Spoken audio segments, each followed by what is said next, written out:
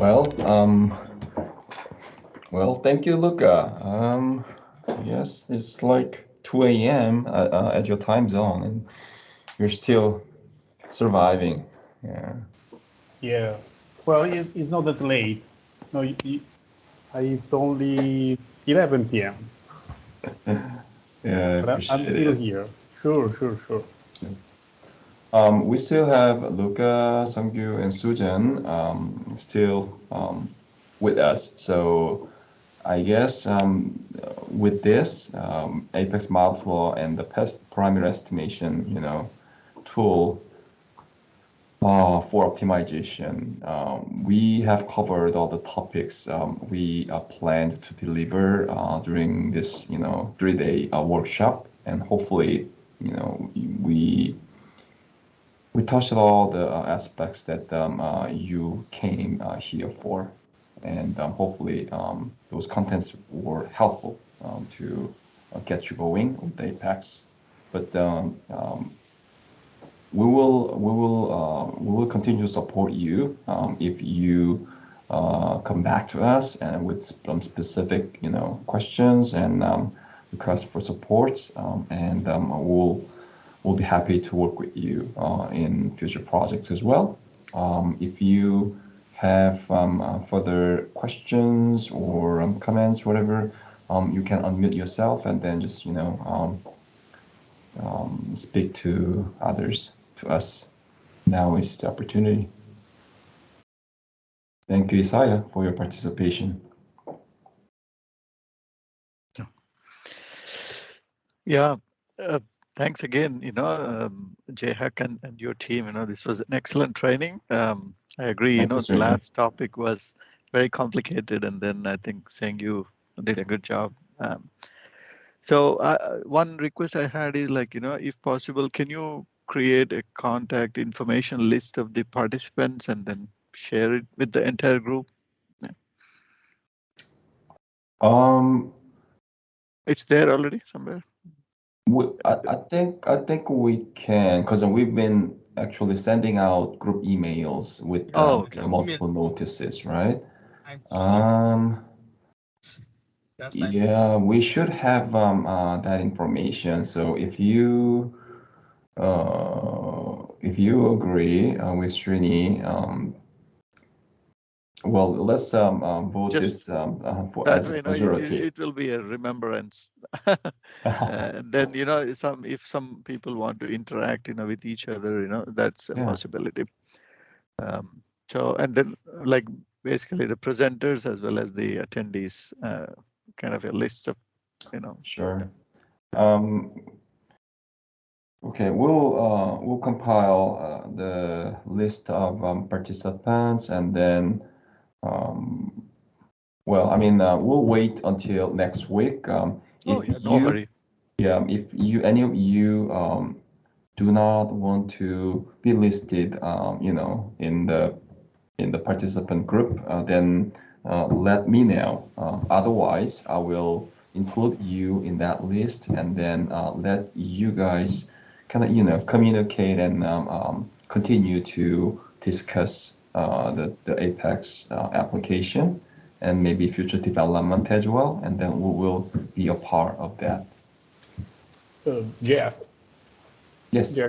Maybe we can add this question to the survey, the form that we are going to email. The survey with to evaluate the. Right. Yeah. We Can can you put get a that get the form yeah, updated? yeah, just asking, can we share your email address, and Right. Yeah. Yeah. it can be any way. And I also heard very good comments about the user group. I think that you are all, responding to. It's very helpful. Um, Right. Yeah. It's all the yeah. credits go to Luca. Luca, Yeah. Luca he's has done been doing this. great job. Yes, Sayantan Thank keeps you. telling me that, yeah, he keeps responding, That's Yes. helpful. Actually, one of the challenges when we earlier like started working with the Apex was, this basically with SWOT, there was this user group and people used to respond fairly quickly. But now with Apex also, this is really, really helpful actually. So Yeah. We are happy to hear that. That was the idea when we decided to create the forum, and hopefully, well, it is growing, and hopefully, with the time, we will have more people interacting each other. For Yep. now, is most of the time is just me and Jack that reply. The idea was that somehow people that feel, let's say, confident, maybe because we have already replied to a question that they have posted, they can reply directly to you instead of being asked every time to reply. So that was also a goal. But we will see. And one more question I had is like, even SWOT ModFlow, combination integrated model is also available, right? I think again, Colorado State, Ryan, or or Prasanna, and then their groups I think worked before. So I was wondering, like, I mean, like again, is it like SWOT Apex differences only, or is there anything like relatively this Apex ModFlow is a much better or much improved version compared to the SWOT ModFlow? That will be something Sungyu will know the best.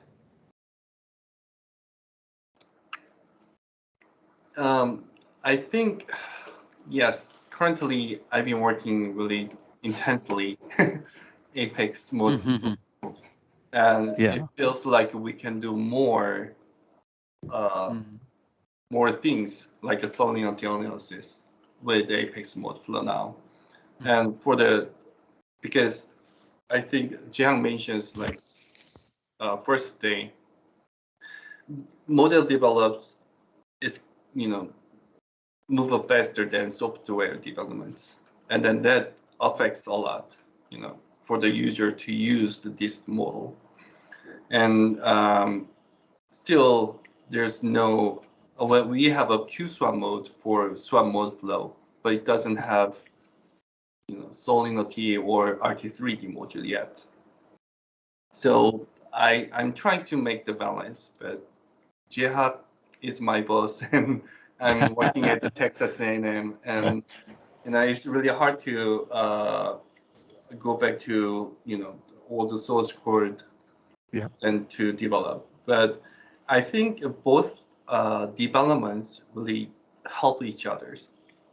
Once you have the Solidity module and RT3Ds, then it's really easy to implement those functionalities to the others.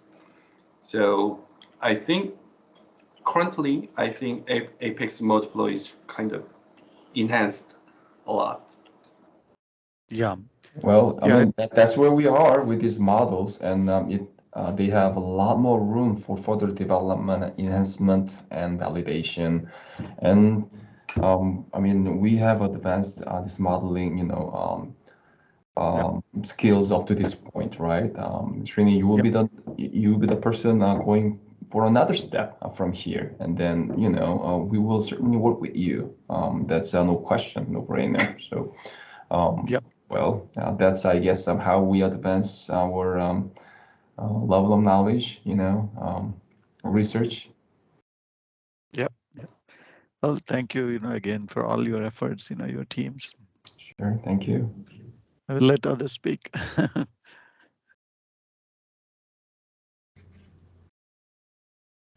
Kansha? Kansha? Yes. He's also still awake. First of all, It's thank you very much, 3:30. sir. Really, I got a lot of experience from this workshop, definitely, and probably most of the things I am now able to resolve, probably. But Awesome. if yes, sir. But if I find some difficulty, then kindly, sir, do the help me, huh? And one another thing, sir, I have two, three doubts. Although the doubts are very little, but just I want to, because sir, in NPK, nitrogen phosphorus, but K is not simulated by Apex. What is the probable reason for this? Ki N and P, both we can simulate through Apex, but K is not simulating. Why, sir? Why is it? Because it is incomplete that much. Okay. Only this incomplete. Otherwise, there is no mobility and other issues are not there. Na? That's why I am asking. Right. No, Okay, sir. Okay. I mean, it is And there. We have potassium in the Apex module source code, and then we do calculate plant growth stress factor caused by potassium, deficit. So it is there, but what I'm saying incomplete means we don't really fully simulate the entire cycling of potassium through the cropping within the cropping system. So that's where we lack in simulating potassium. okay, sir. Okay. So in Apex editor, when we do the simulation or when we do the run, then run number is equal to 0. So there is no issue. Run number is not 1. Run number is 0. It shows run number is 0. So there is any some means simulation problem, or it may be correct. Like yesterday when this Javier sir shared Excel spreadsheet, then again we run the model through executable. Then again run number is 0. So I don't No, understand. it should not be a concern. Run number can be anything, and I'm not sure if I'm answering you right, but in the from the modeling standpoint, it doesn't really mean anything, so it's okay. Actually, we can run Apex for a multi-run environment. In a multi-run environment, in one simulation, let's say at one site, you can have multiple watersheds or multiple fields. You're simulating under different conditions. Then you can make one Apex run with multiple runs in it. So Apex will continue to run these, 2, 3, 5, 4, 6, 7, different runs over and over, and then print out output files with the different names, and those files will be named after the name of the run. So Apex run file can have multiple runs with different names. Okay. And one another thing is, sir, when we try to connect these sub areas hydrologically, then in the Excel spreadsheet, there is the necessity to give the color blue and red, or otherwise by using the values, automatically it will connected hydrologically. Oh yeah, what we saw was a little bit of error there. Those color-coded letters not showing the right properties of the sub-area, either headwater or downstream, because of just minor error that will get fixed soon and then make available. But basically, those will be defined by the way that you input or develop a sub-area file.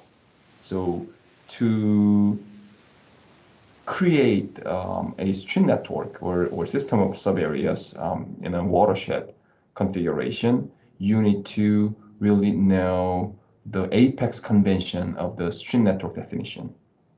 Therefore, you can properly input those sub-area properties to make it either extreme or downstream or join two reaches before routing to a downstream sub-area.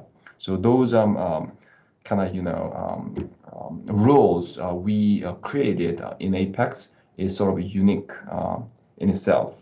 You will not find this rule of developing a system watersheds that forms a system of sub-areas that form a watershed. You will not find this rule in any other model. I'm not saying this is good at the best. It is just a rule that we follow in the Apex model, and you need to understand what it is to really successfully use Apex editor to develop a watershed. Okay, thank you, Yeah, sir. and Thank you. I can add something here. Yesterday, during another session, I looked a little bit at the code of the tool, and basically kind of a legacy issue. In this new version of the tool, there are some new variables.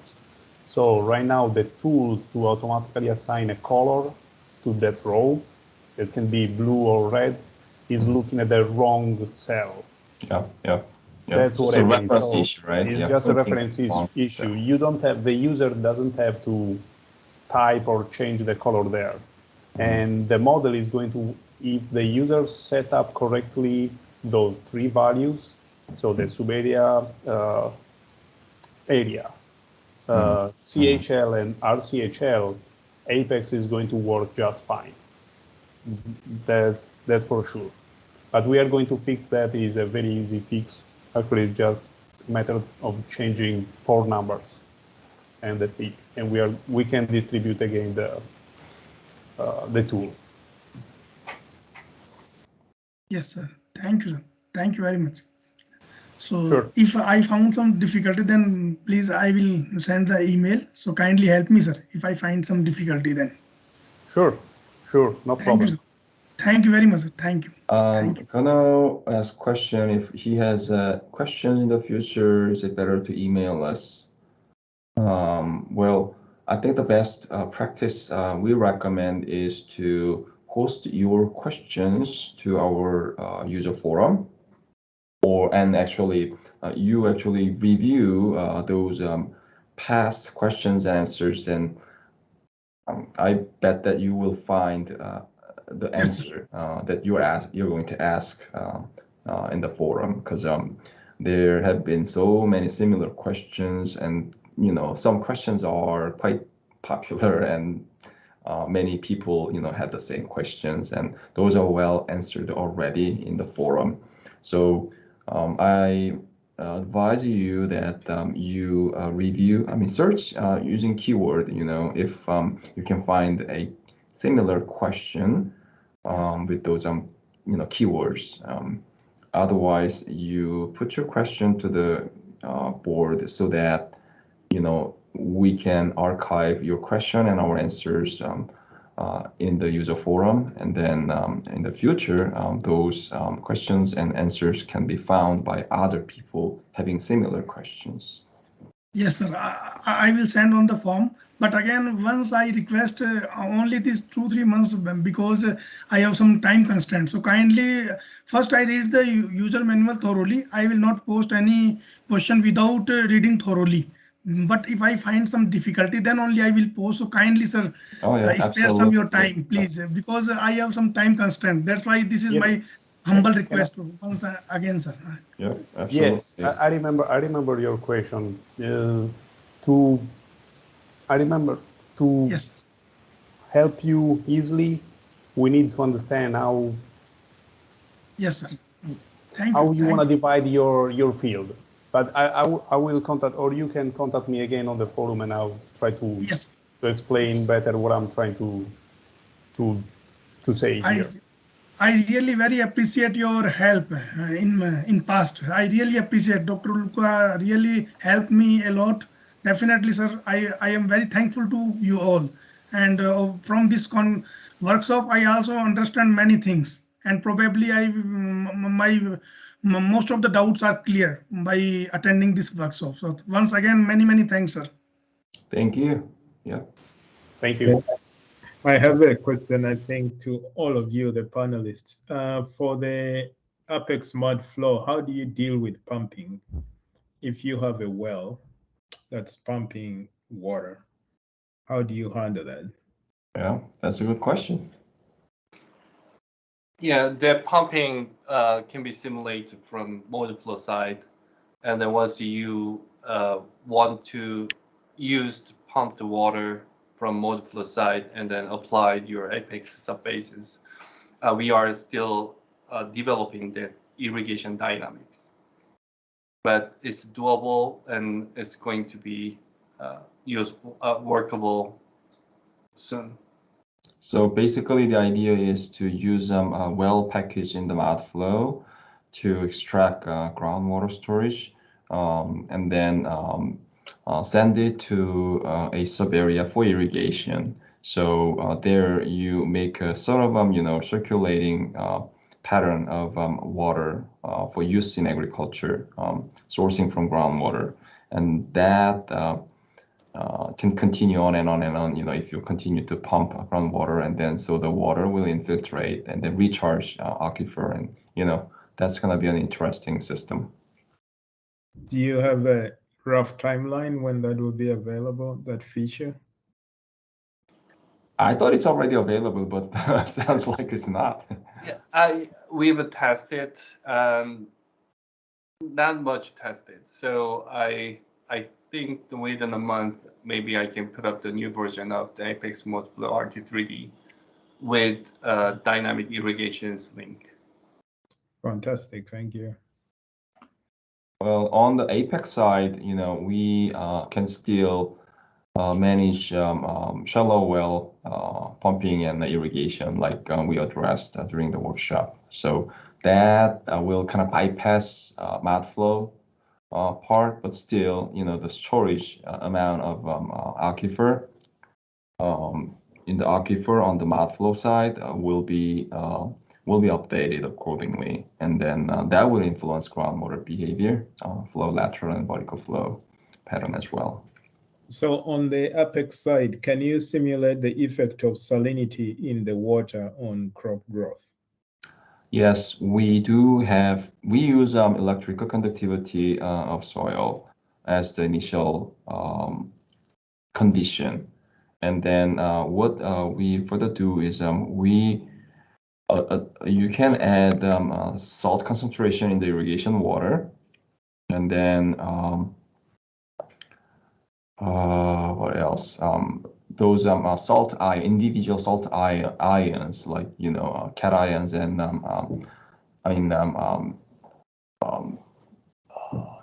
cations and negative ions. There's chloride, magnesium, and many others. Chloride and many others. 7, 8 others ions can be individually inputted to Apex into soil file. Then Apex simulates the infiltration and transport processes of salt along with water. It's like mineral nutrient, inorganic nutrient, just subject to dissolving into water and then moving. So once salt gets mobile, then it can go vertically or laterally, and then when a crop grows, one crop parameter dictates how tolerable that crop is to soil moisture, salt concentration. So according to the parameter value, the crop will have salt stress if the soil water salt concentration goes beyond what it can tolerate. And that can cause the delayed growth of crop because of the salt stress. I see. So since you're handling the salt in the soil, when you irrigate with water that is, salty, it increases the salinity of the soil. It will increase the salinity, especially if you use shallow well, water that is saline. Then what it's gonna do is, once you surface irrigate the pumped groundwater that is salty, then you're introducing more salt to the topsoil layer, right? Then the evaporation, in addition to plant transpiration, will tend to keep more salt concentrated on the topsoil layer, right? Because you're pumping saline water from groundwater. So the topsoil salinity will continue to increase, and then eventually it will start to hurt crop growth.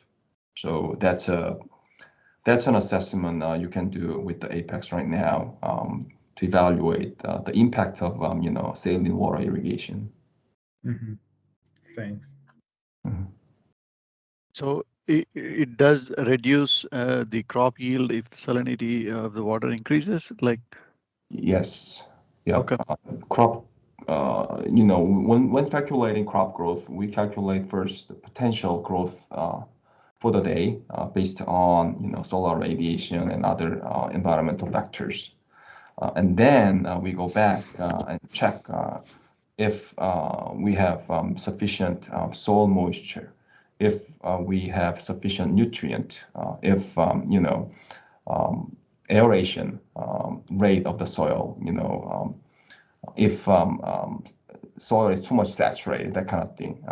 If soil pH is good, not too low, not too high, because too much low soil pH will cause some toxic, aluminum ions to be released and then actually influence root growth, right? So those stress factors are checked, and then actual growth rate is determined based on the day's stress level.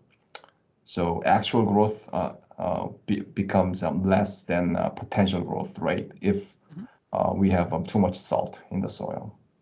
So it does take into account the salts in the soil as well as the irrigation water on crop yield.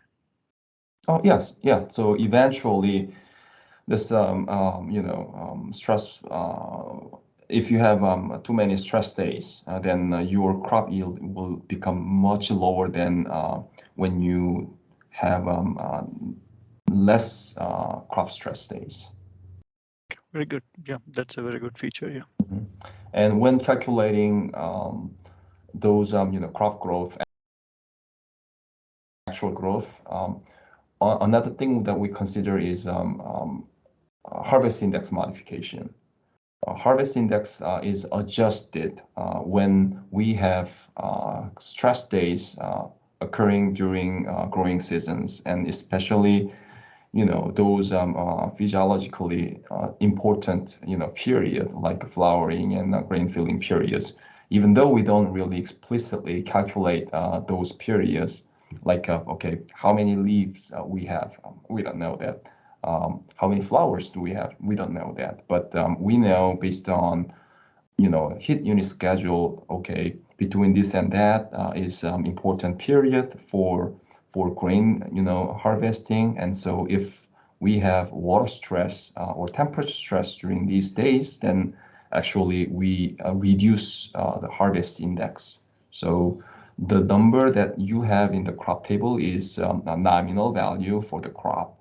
It can become much lower than that. The minimum value is specified in the crop table again, so it can reduce down to that value if you have water or temperature stress during those important period. Excellent. Very good. Thank you. Okay. I mean, we have many other exciting facts about Apex we can share. But this 3 day is just too short, really, to address all of those. And we don't even know if we can remember everything. But, and there are many things that are not. One of my colleagues asked me, why should I use Apex and not SWAT? Well, I don't know. Maybe SWAT can be a better tool over Apex, or even, well, more proper question is why should I use, let's say, Apex over DSET? Because that's another kind of cropping systems model. SWAT is more like a watershed model, environmental simulator, ecological simulator to me. So SWAT is much more powerful when I have great concern about river quality or river routing. But if I have complex watershed system predominated by agriculture, and then I know a lot about these different agriculture systems in the watershed, then Apex can be set a lot more accurately to reflect actual, management practices and cropping practices. Then I can expect a lot more accurate outputs that will fit monitoring data, because those agricultural fields are not so big, and so monitoring data tend to be very spiky. And if I don't get the timing and magnitude right, then the model performance statistic can come out very poor because of the small scale, spatially small scale, and also very fast, turnover time. Yeah, that's a good answer. In fact, after these 3 days of training, I really see the value of Apex. Wow. Wow, that's a good compliment. Thank you so much. I mean, wow. Yeah. So I have another question, Jayhak. So like, for example, if we are using like for a single field, a homogeneous, field, like, so ideally we use Epic, right? So just for simplicity, like, can we still use ArcApex and then create just one sub area and then, run the model for a field scale assessment, or you don't recommend? I don't recommend using ArcApex to simulate one field model because first of all, ArcApex will delineate a watershed following the topography. Uh-huh. And I assume when you simulate one field, that Oh, is yeah. more like following the property boundary or something like that, True. or like a fenced area for grazing Yep. purposes. So it will be a bit challenging to Yeah. really, make the proper boundary lines for the model. But once you have a model, I mean, input files created, then now you have the Apex editor tool to modify those details, in your model setup to make it just the way that it should be. Then you can still use ArcApex to simulate your field that way. So there are some, ways around to resolve these issues and just, go around the shortcomings of different models. But I, I think our recommendation is, well, you use either ArcApex or WinApex or Apex Editor that will suit the best for your purpose. Okay. Thank you. Yeah, I was going to basically give you the same suggestion. What I would do, if you're, let's say you have already a project built with ArcApex, with, I don't know, even more than 50 subareas because it was from a large watershed.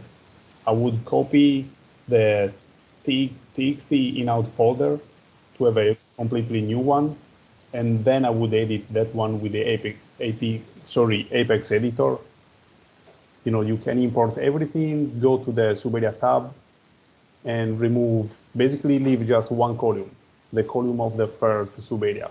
Delete all the other one, rewrite the Suberia file, and in this way, basically you have just one Suberia in your simulation, and you can run it directly from the tool. I don't know if was it clear or did I confuse you? No, I think, yeah, I think we have to do some work on that, but I think that the primary idea I kind of understood, yeah, actually. So what you're trying to say. Okay. Thank you, Luca. Sure.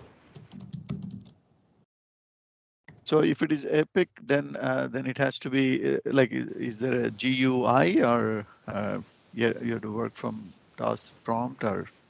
For Epic, Uh-huh. we still have, or we used to have, it's not very updated now. We used to have WinApex. That is the Windows interface. Basically, the equivalent of WinApex. It was also WinApex. And it's the same concept. So it's just an interface. It uses Access database, and that's it. Yeah, but then you can still run it directly from a command prompt using the text file. That interface is a great way to get familiar with the model, to understand all the input files, input information required by the model, the file structures, and then it would say is the best way to start playing with the model and get used to it. Okay. And And thank you. And all the needed documentation is on the model website, right? yes, I'm checking right now. So software. Yes, we have a WinEpic version on the Blackland website. And there is also a user manual. Okay. WinEpic is for the previous version of Epic, what we call 0810, while the current version that works with a text file is the 1102. Yep. And I'm working on the user manual for the 1102 version of the model. Thank you. Mm-hmm. So these user manuals and documentations are useful to learn those individual elements, explanation, definition, and so forth. But I often feel that these documentations are not quite useful to really understand how these model elements are related, how to understand the dynamics between different modules within the model.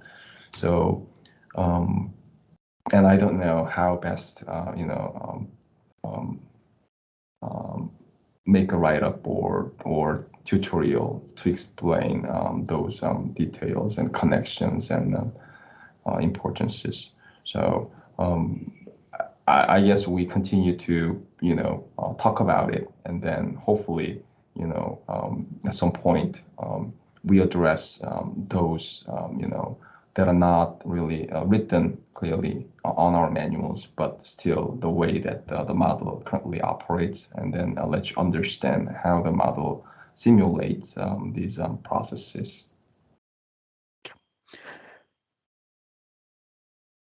All right.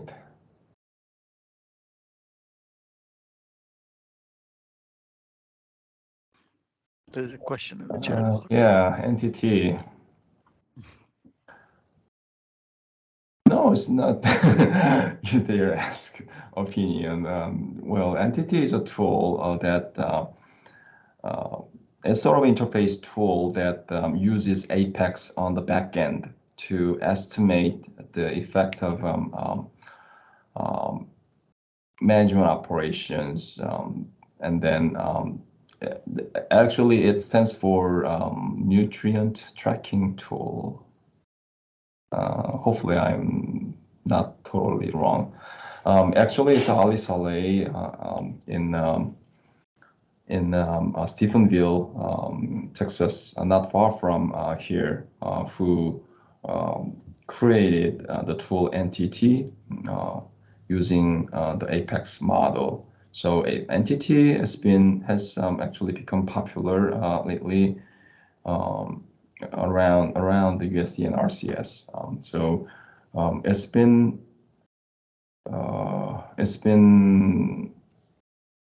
keeping up with Apex, and it's been actually expanding its user base. The thing that I don't know about it is I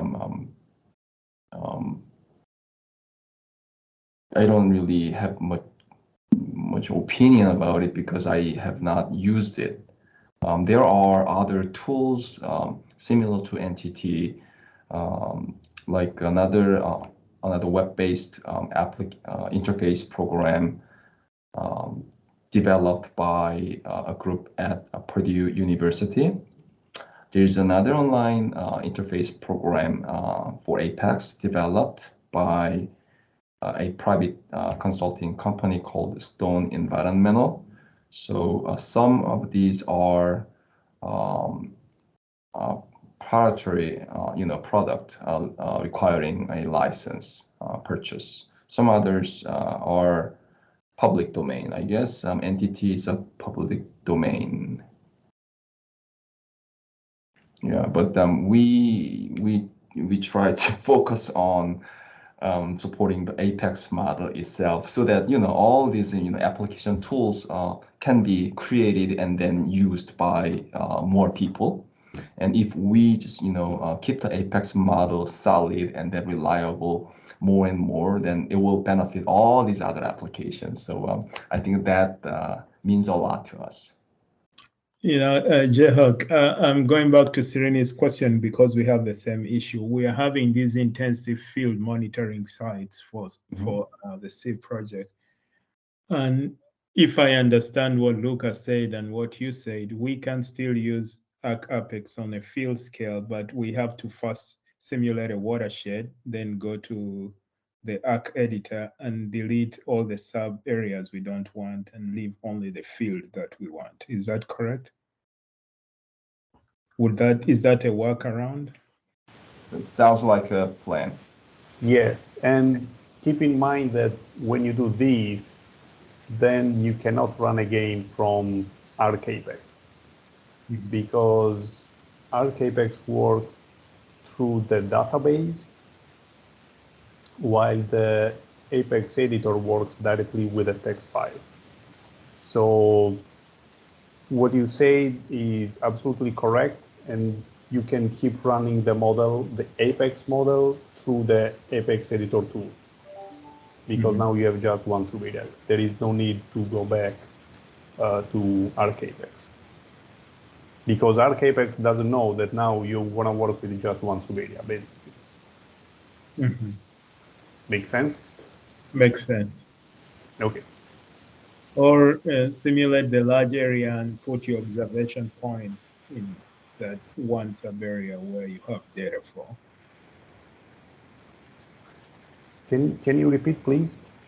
So the other approach I'm thinking about, I simulate an entire farm or small watershed. But I only have data for a sub area. I don't have data for all the other, sub areas in that watershed. Oh, I see. And then focus my performance evaluation on only that one area, sub area, for which I have data. That sounds, that totally makes sense to me. Yeah. And is there any other flow to this this field? Say that again, Susan. Sorry, I missed it. Is any other area like a flow into this field? No, it's pretty much flat here. So in this way, I don't think you really need Arc Apex. Like you can just take one example of one sub area, all the input files are there. So you can just modify that one sub area data. That's just doing, in your sub data file, you only have one sub area. You just do simulation with that. I see. Okay.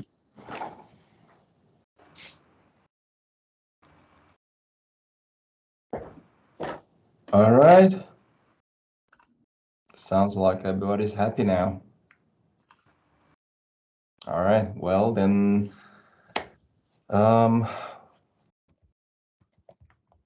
we can now announce that our workshop is officially completed, and I can let you go to enjoy your weekend.